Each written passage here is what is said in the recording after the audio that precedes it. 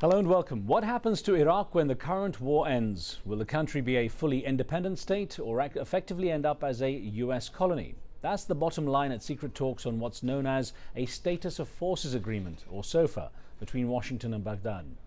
Even the Iraqi Prime Minister Nouri al-Maliki, a US ally, recently said he could never accept some of the demands Washington is making because they, quote, hugely infringe on the sovereignty of Iraq. Although the talks are still largely being kept behind closed doors, some details have leaked to the press and have led to riots in Baghdad. The demands cited in the proposal include maintaining dozens of permanent military bases in Iraq, immunity for American troops, a free hand to conduct military operations without Iraqi approval, and the control of Iraqi airspace. Both US and Iraqi parliamentarians have complained about the lack of official information on the talks, which are supposed to conclude before the end of July. So our discussion today asks, what exactly does the United States want in Iraq and how long is it planning to stay? Now don't forget, we take your calls on the show and you can reach us at the numbers at the bottom of your screen. Well, joining me from London is Anas Al-Tikriti, an Iraqi anti-war activist and founder of the Cordoba Foundation, which works on dialogue between the Muslim world and the West. Mr. Tikriti was also president of the Muslim Association of Britain between 2004 and 2005. And from Boston, Nazar Al-Janabi, a former Iraqi army officer who was a director general in the Iraqi Defense Ministry from 2004 to 2006. He's currently a fellow at the Washington Institute for Near East Policy. Gentlemen, both welcome to the show. Thank you, Riz. Nazar Al-Janabi, if I could start by asking you what does the Status of Forces Agreement or SOFA represent to the majority of Iraqi people? What do they stand to get out of this? Well, basically, Iraq currently is under a mandate of the United Nations, and it's under Chapter 7 of the United Nations Security Council. If Iraq is to get out of that, of the mandate of Chapter 7 of the United Nations, the American forces and the whole coalition forces in Iraq will have no legal status in Iraq. So they need to enter an agreement in Iraq to provide legitimacy to their presence in Baghdad or in Iraq. What does it do for the Iraqi people, though? What is it that they benefit from?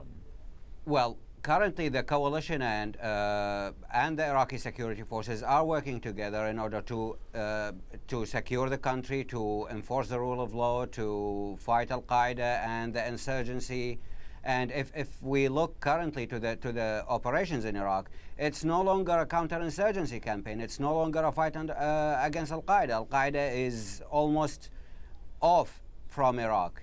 What we have now is operations that is raised between the Iraqi security forces leading the way and the coalition forces supporting Iraqi forces in order to enforce the rule of law throughout the country. Right. We saw the operations in Basra, we saw the operations in Sadr City, in Mosul, and currently in Amara.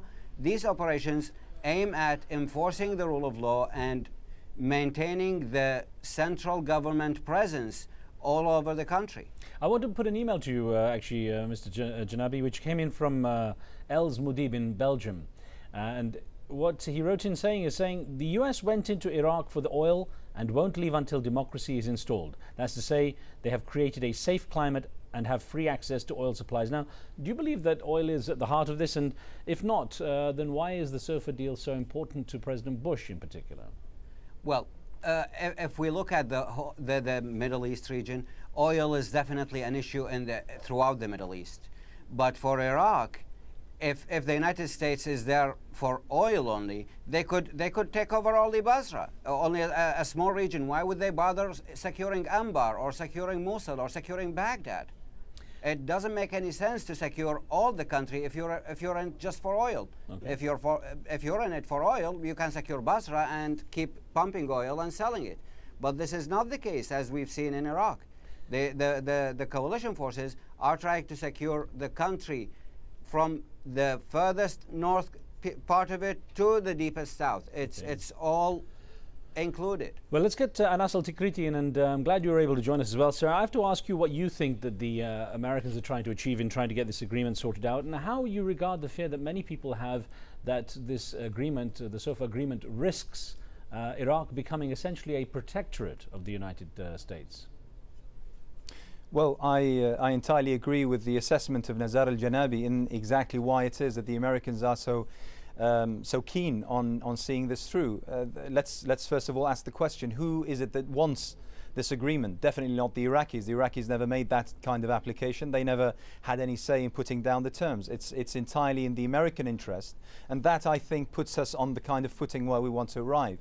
And the reason is because, as Nazar al-Janabi put it, because beyond a particular date, the presence of the American and British and international forces will be seen as illegitimate, although many people see it as such already. However, it's essentially an American interest-serving project.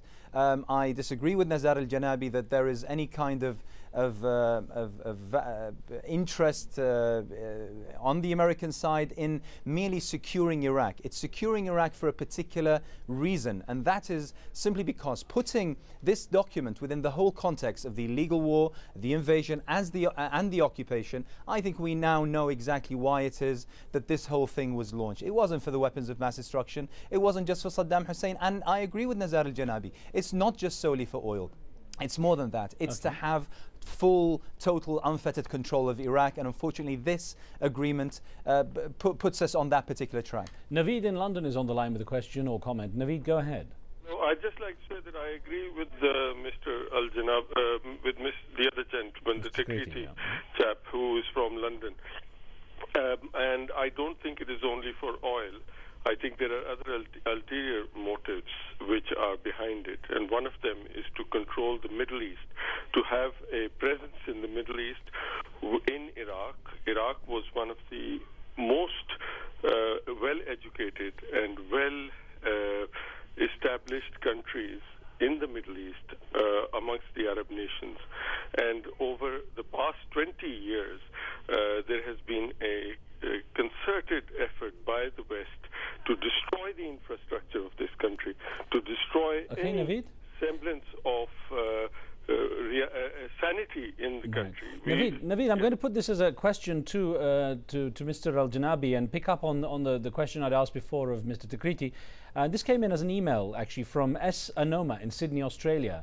A viewer says, a SOFA agreement will certainly make Iraq a US protectorate. Do other countries with SOFA agreements have similar conditions imposed on them? Taking that question into account, along with Naveed's comments from London, Mr. Al-Janabi, what do you think is the outcome of the risk of it being a protectorate and being permanently under US control?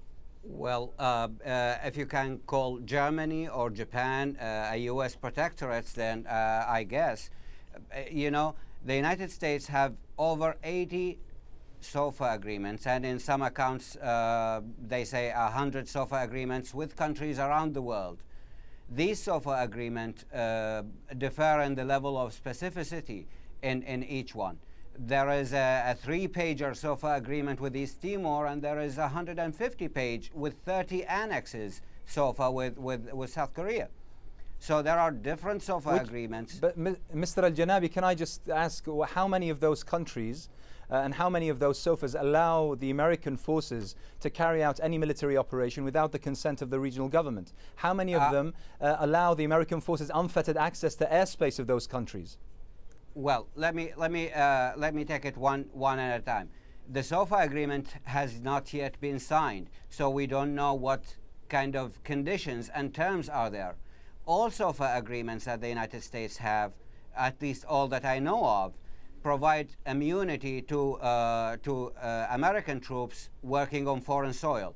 This is a common denominator for all SOFA agreements.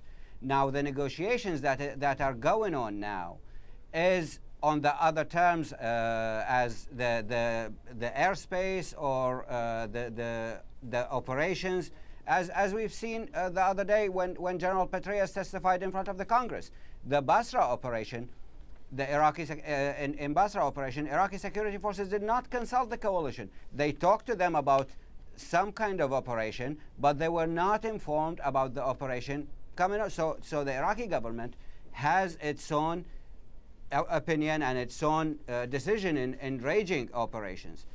You make it sound as a good thing that the Iraqi government have an opinion and don't have to consult the international forces. That's absolutely absurd, Mr. Al-Janabi. What we're talking about is a document that not only states Iraq as a protectorate, that's a very nice way of putting it. It actually makes Iraq an American zone, where basically the Americans, who, by the way, lest anyone forgets, carried out the abuses of Abu Ghraib, which the world is still rattling from, and that would allow American personnel immunity. I'm sorry, let me finish this, because this is a very, very dangerous thing. You're talking about a document which allows the Americans to do as they wish, to come and go as they wish, to fly their planes as they wish, to enter and leave as they wish. I'm sorry, that does not give any kind of face of sovereignty to Iraq. Don't the Iraqi people want a free, sovereign Iraq? Okay. Wasn't this, after all, the reason why this whole campaign was fought? A quick question for you before we get, we're going to have to take a break in a second, but a quick question to you.